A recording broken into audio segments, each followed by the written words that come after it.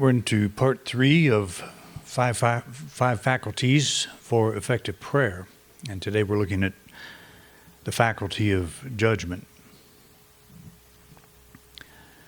As I write about in the article on the back of the program, judgment is probably one of the most controversial subjects in the New Thought movement because we are told not to judge. And that comes from Matthew 7:1-3, the voice of Jesus saying, "Judge not that you be not judged. For with the judgment you pronounce, you will be judged. And the measure you give will be the measure you get. Why do you seek the speck that is in your brother's eye, but do not notice the log that is in your own eye?" And that seems like a pretty high standard, that we are not to look at other people's issues and judge the person by what we see, but we are to think more of our own state of mind and state of being.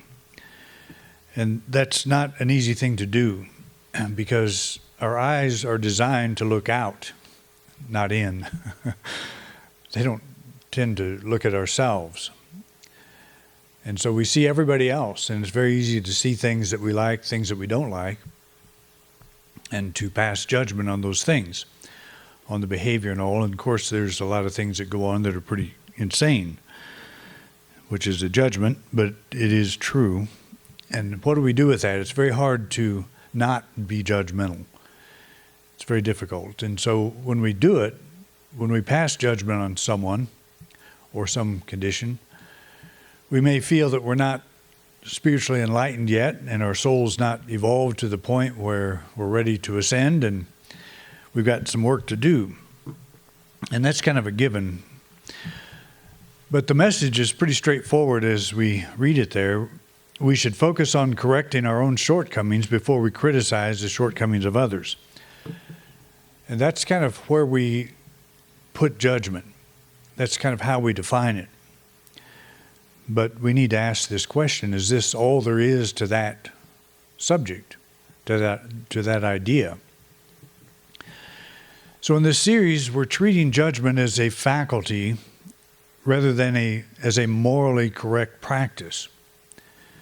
The key to understanding judgment from this perspective is found in the line, "The measure you give will be the measure you get." And I think it's important that we isolate that sentence, because it is easier to grasp, easier to understand, easier to ask ourselves, what am I giving? Am I happy with what I'm giving? And what I'm giving is an attitude toward person, place, or thing that's either binding me or setting me free, because the measure that I give is the measure I get back. In other words, I'm setting my own standard for the quality of my life at that moment. So it's a pretty empowering way to think of it. If you think you pass judgment on somebody and some council of angels or something is going to pass judgment on us someday, we go before the judge, Judgment Day it's called, and if we don't measure up to that, then we're going to have a pretty serious problem. But if we simply see it as whatever we're giving out right now, in terms of our perception, in terms of our thinking, that we are setting the standard for our own experience. It has nothing to do with the future. Standing before any council. We're standing before that council now, and that council is us. The measure that we give is the measure that we get in the moment. And that kind of helps bring things into a manageable place. Because what about all the judgments you've passed or we've passed in the past? How do we reconcile that? How do we heal that.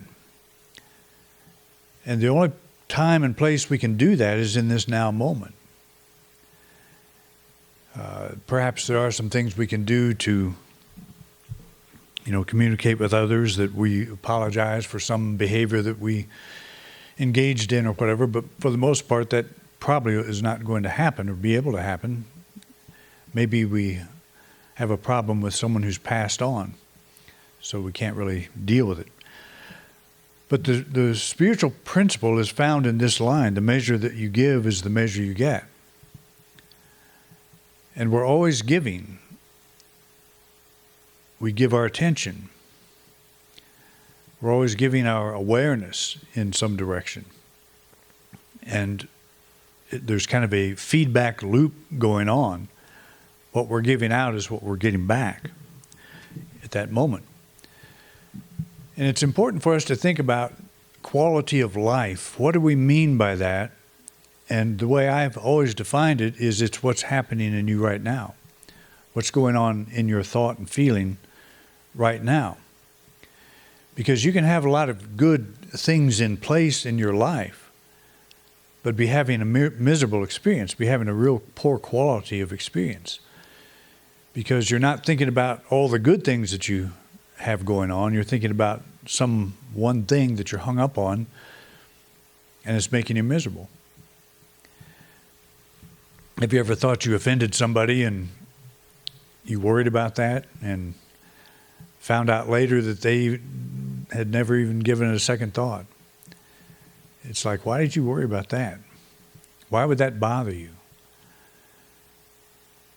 And we're probably going back to that old, I'm afraid I passed judgment in some way and I'm going to have to pay the price for it, or I'm afraid I hurt somebody and I want to fix that.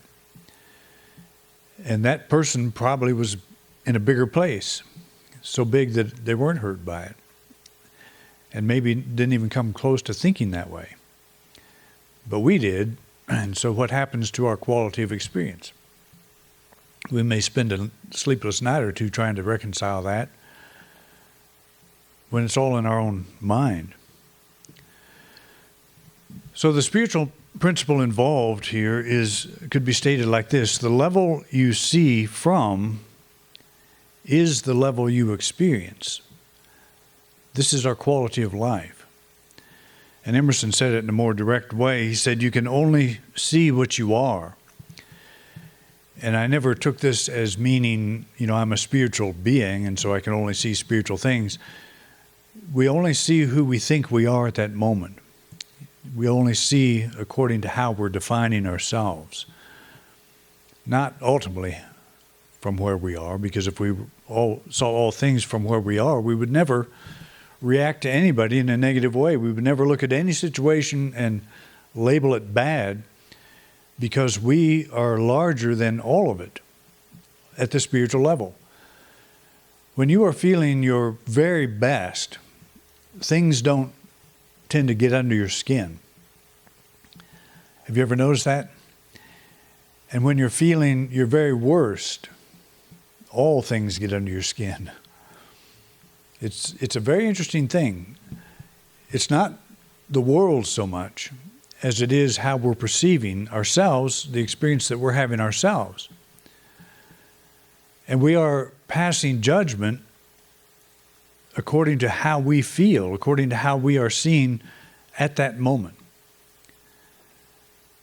So the measure that we are giving out, I'm in a bad mood, so everyone I see bothers me, upsets me in some way, because I'm upsettable. That's what Eric Butterworth used to say, minister up in New York,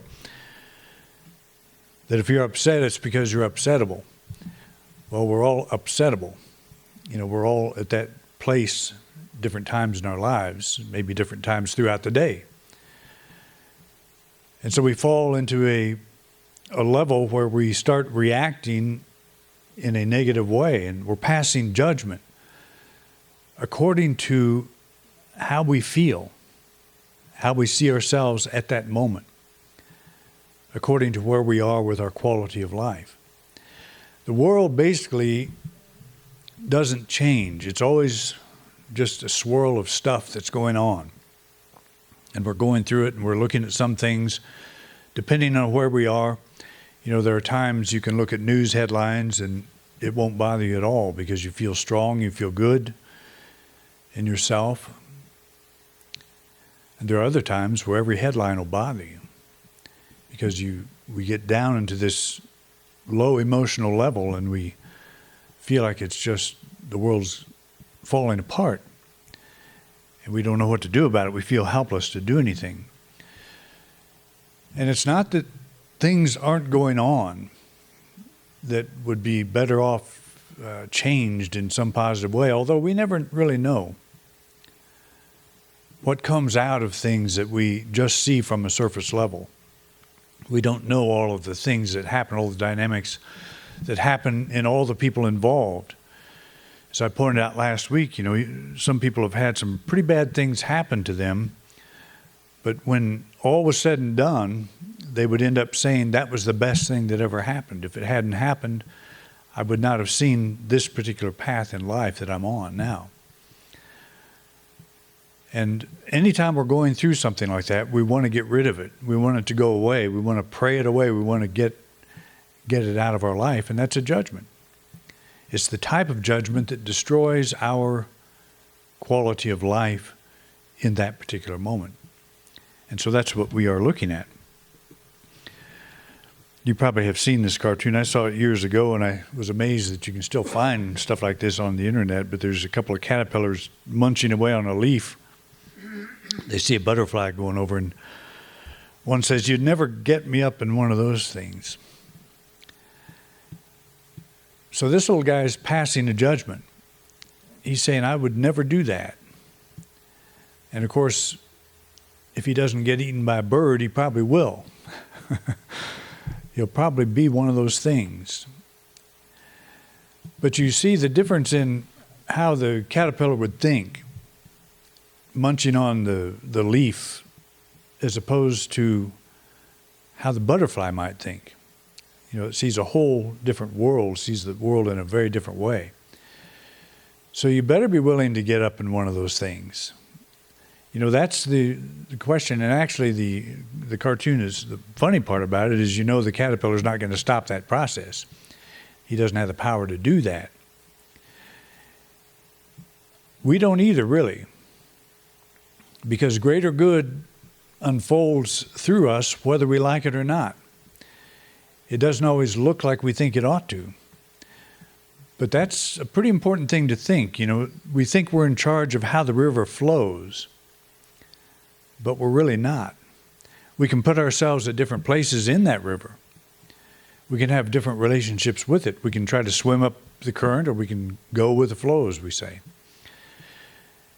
And I talked about the way, and Diane pointed out that the Taoism is called the way. And it's it basically means the natural flow of the universe, the natural flow of things. And when we are passing a kind of judgment that is upsetting to us, we're going against that flow. We're not going with that natural way. But we've been trained to do that, to react in the ways that we react. It's kind of a cultural thing, but not just a cultural thing, because it happens all over the world. But I was listening to a fellow who does Donald Johanson. He discovered Lucy. You probably have heard of her, the Australopithecine that he thinks predates the human being, the human Homo sapiens. But how the people in Africa that he worked with so closely, the spirit that they have, and just the consciousness of everything's okay, everything's in divine order, as difficult a life as we think they have in so many ways, there is apparently a spirit that is very much alive. When I was in ministerial school, we had a couple of people from Nairobi, I think. Ama was one of them's name, and he was about this tall, and he never showed up at class on time because he was living African time. He could show up any time, and it was fine, because when they would have church services, he said. You just show up and you stay there all day. And you might show up at noon, or you might show up, so the class starts at 10 in the morning. He might be there at 2, whatever. So he had to kind of rethink his way. But he was one of the gentlest souls I think I've ever met in my life. Just a very beautiful soul. And I feel like that's probably true of a lot of the cultures over there. There's a lot of problems, of course, but there's a sense of going with the flow. 10 o'clock, what's that? The universe doesn't know anything about time. It's timeless. So it's being open. The reason I'm saying that is a lot of our problems, our judgments, are culturally based. And it's sort of hard to get out of that, living in this type of culture. I was talking about if you're driving and in a hurry and you hit a red light, you'll experience the light differently than if you're relaxed. The light itself is what it is. It is what it is. Your state of mind gives it the meaning of good, bad, or indifferent. This is a case where the measure that you give is the measure you get back. This happened to me this morning. We were on our way to church, and I realized I had forgotten my wallet. Left it on the nightstand. So I thought, well, it's better to have it. So we had time, and I made a turn on 15th Street up here, and I think that was the longest light I've ever sat through in my life. And I got to thinking, I'm going to talk about that this morning. I was not exactly in a hurry, but, on the way to church, I'm kind of pumped up and ready to give a talk and all that stuff. You're just a little bit more high-strung. I am, I should say. So you're sitting at this light, and it seemed like 2 hours have passed. I'm still sitting here waiting. And it is a longer light than usual because you're on Patterson. They're the ones that have the short side, and on the side streets, you got a longer light. But it is what it is. So what kind of experience are you having sitting at that light? And I had a better experience than normal because I was thinking, if I get upset by this, I'm a hypocrite because I'm going to talk about this. So I better practice what I preach, at least now, at least this morning. But it's interesting if you just watch yourself, and that's what I guess I did. I was watching. Here you are waiting for this light, and it's going to change. It's like there's not going to develop new species while you're waiting or something like that. It's just a few minutes. But when you're in a hurry, those minutes can seem like hours. And I have actually been in a hurry, a genuine hurry, and that's happened. And you sit there and there's no traffic and you're thinking, should I just go through the light and, get on? And I've actually done that different times, different time. I don't make a habit of it. And I make sure nobody's coming, especially a cop, But anyway, that's my confession for the day. But the only ticket I've ever gotten in my life is because I ran a red light. So I'm speaking from experience. And it just so happened the cop was sitting to my right. So, but I have a pretty good record driving, just one ticket my whole life. So I'm pretty proud of that. But anyway, I'm not here to talk about that. It's a matter of perception. And that's a very important thing to remember if we want to take a look at the quality of our life. What's going on? What are we giving out here? Am I feeling anxious and thinking this light is so long, or whatever it is in my life that's happening, shouldn't be happening? Well, it is happening, and how are we happening? How are we responding to that? That's really the only valuable question we can ask ourselves. How do I choose to respond to this? That's judgment. That's the judgment we're talking about. It's the choice I'm making at that moment. I'm judging something either negative or positive, and I'm having a reaction to that. And that reaction is what I'm getting back. It's the judgment that I'm giving out is what I'm getting back in that very moment. And the moment that's past, that situation's done. You'll never be there again until you hit the next light. But that's a different situation altogether. Something entirely different could be holding things up there. But it's not a matter of how do we get life to cooperate with us. It's not going to. It's going to just happen. Life happens.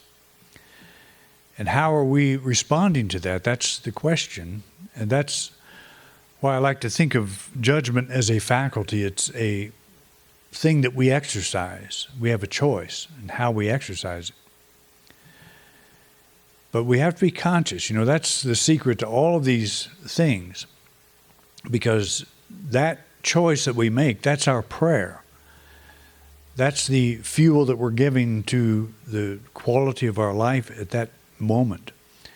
And we're either responding in a negative, reactive kind of way, or we're open to a greater possibility of peace. You could actually experience peace sitting at that stop sign. And I've proven that to myself as well. I used to live in Dallas many years ago, and the traffic was just horrific there, which is a judgment. Somebody described it as a parking lot that moves occasionally. But it would just back up, and you just sit there and sit there and sit there. And I remember one time on I-75, I think it was, the guy in front of me gets out of his car, takes his shoe off, and throws it at the car in front of him, as if that's going to change something.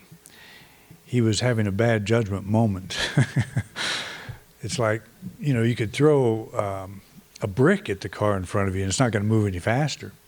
You may get shot or something like that, but, you know, and I understand how people can snap in those kinds of situations. I couldn't get out of there fast enough.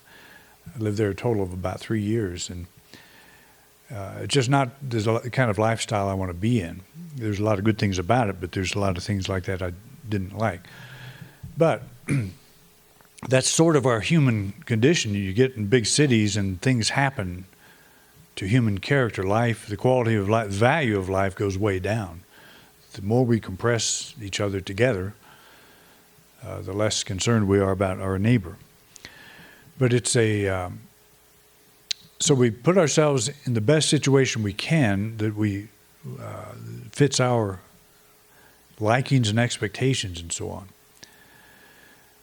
But we still need to watch, or still have the opportunity, I should say, to watch how we're judging, how we're passing what we're giving out, because that's what determines the quality of our experience. If you have a challenge in your life and you do not believe that you're up to the task, you're using your faculty of judgment to degrade your quality of life, at least momentarily. Jesus also taught that we need not judge by appearances. We're not required to define ourselves according to a passing feeling of inadequacy.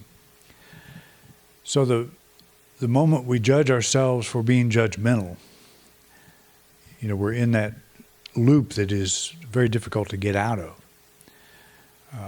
Who says you're not perfect? Who says you're not going to make it? You know, we are all awakening to what we are in truth. I have listened, as you know, to a lot of near-death experiences, and several people will be asked, what do you think we come here for? What do you think our purpose is? And a lot of them, looking for the answer to that question, say, I think we're here to learn to love because I experienced such an incredible level of love, or I think we're here to just to learn. And I do not agree with either one of those answers, because when a person has that experience, they don't learn to love. They're exposed to themselves at a level that they have not seen yet. And that level is love.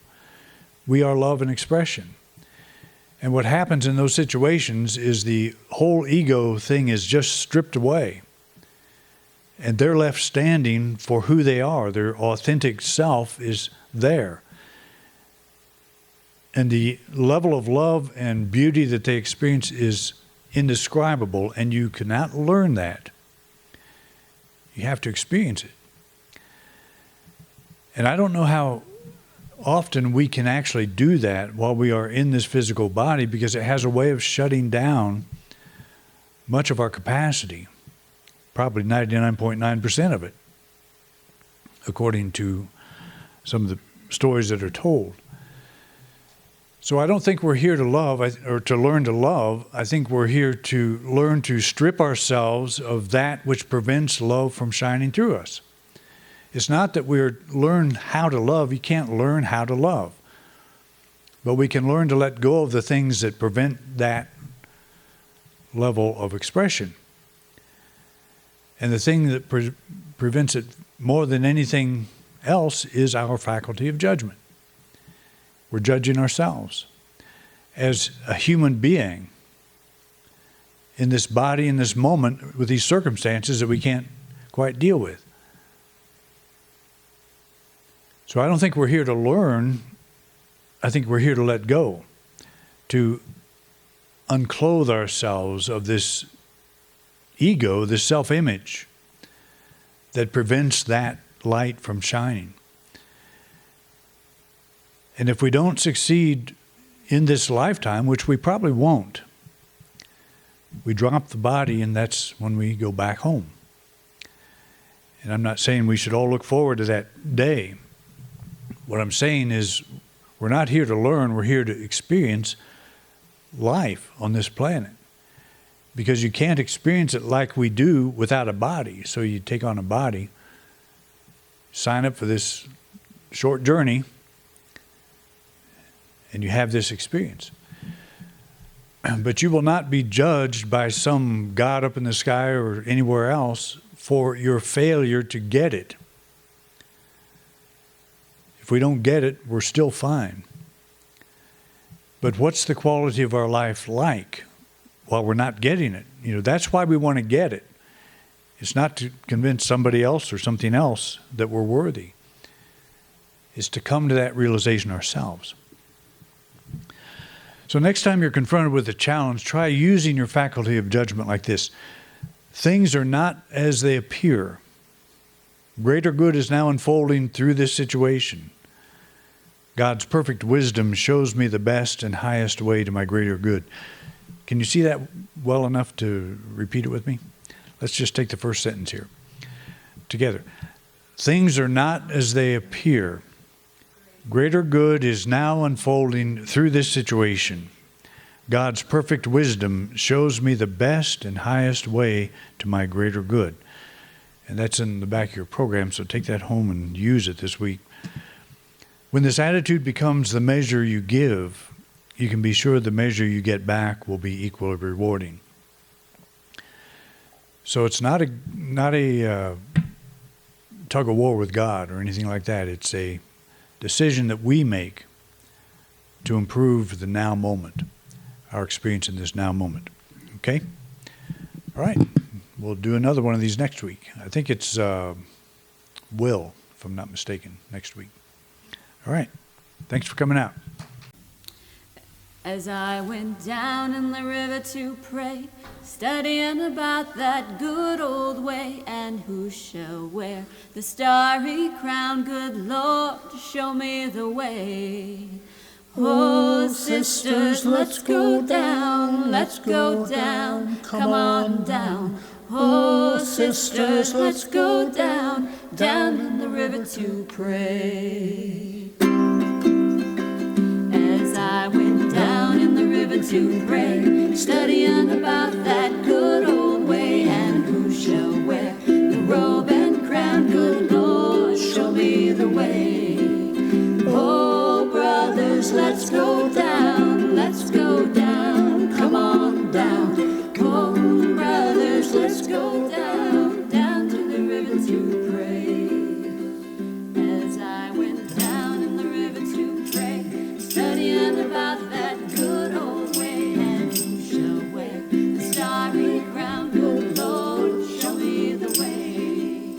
Oh, fathers, let's go down, come on down.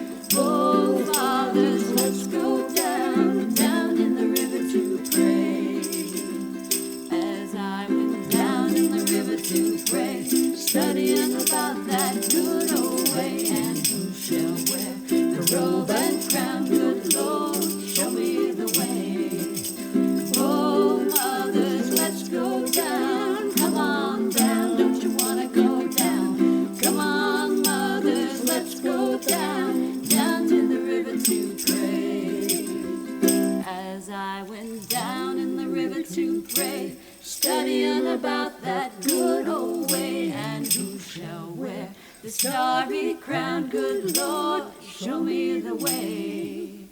Oh, sinners, let's go down, come on down. Oh, sinners, let's go down to the river to pray.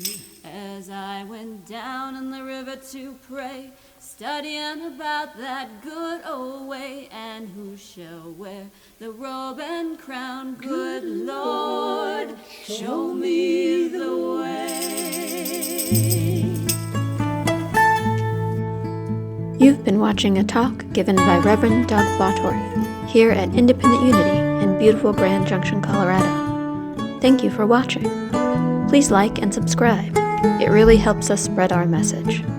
If you would like to support us, you can do so by clicking the button in the right-hand corner of the video screen. We greatly appreciate your support.